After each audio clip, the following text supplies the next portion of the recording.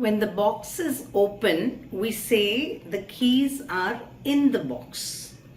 But when the box is closed, we say the keys are inside the box. There are certain words that we often get confused about, so let us look at a few of them. Hello everybody, welcome to my channel Cornerstone Skills, and I'm on a mission to help you gain your fluency in English and confidence in your communication skills. So shall we look at a few differences? Now, what is the difference with out and outside? What is the difference between out and outside? Out and outside, they are prepositions. Out denotes somewhere far away from a particular location, whereas outside denotes within a certain boundary, just outside the house. Let me give you a few examples. My husband has gone out to meet his friends. My son is playing outside with his friends. Another example, a cat ran out of my room. Where did the cat go? We do not know.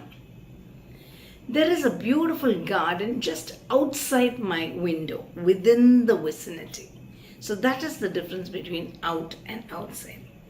In and inside. When the box is open, we say the keys are in the box. And when the box is shut, we say the keys are inside the box.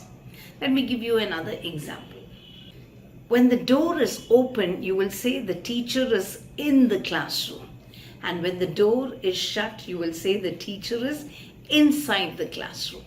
Now let us look at another set of prepositions, into and onto. They are prepositions that express movement. Into is a movement within a certain location, whereas onto refers to movement on a surface. Now you will understand better with examples. The ball went rolling into the hole. The student walked into the room while the lecture was going on. Onto, the cat jumped onto the table while we were having lunch. The children climbed onto the roof of the building. So onto is surface and into is inside. Now let me give you a sentence using both together. The boy jumped onto the fence and into the car. Got it? The boy jumped onto the fence and into the car. Let me give you the last example. For and since. For is used to show a period of time in the past. Example, I worked in this office for 10 years. That means I am no more working in that office. Since refers to a time that began in the past and it still continues, which means I have been working in this office since 2013. And when you say since, I have been working since, it means I am still working in that office. I have been living in this house for 15 years. I have been living in this house since 2008. That is the difference. Before I close, let me give you another very interesting difference, which is nothing to do with preposition. Do you know the difference between house and home? What is the difference between house and home? So how would you explain and tell someone the difference between house and home? Now, house is made up of bricks.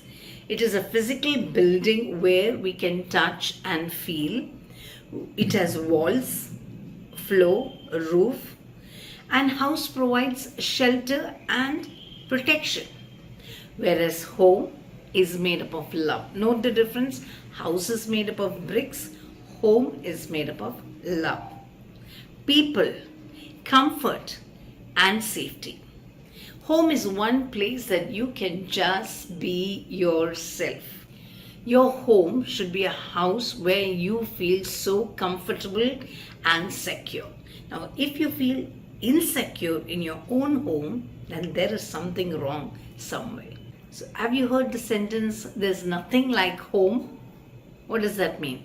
Wherever you go, wherever you go on a trip and enjoy time with family and friends, there's nothing like coming back home.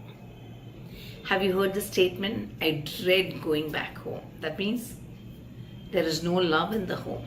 There is no peace and joy, and that's when you say, I dread going back home. So you may have a beautiful house and a terrible home. That is sad. You may have a small house and a lovely home, and that is great. So what do you have?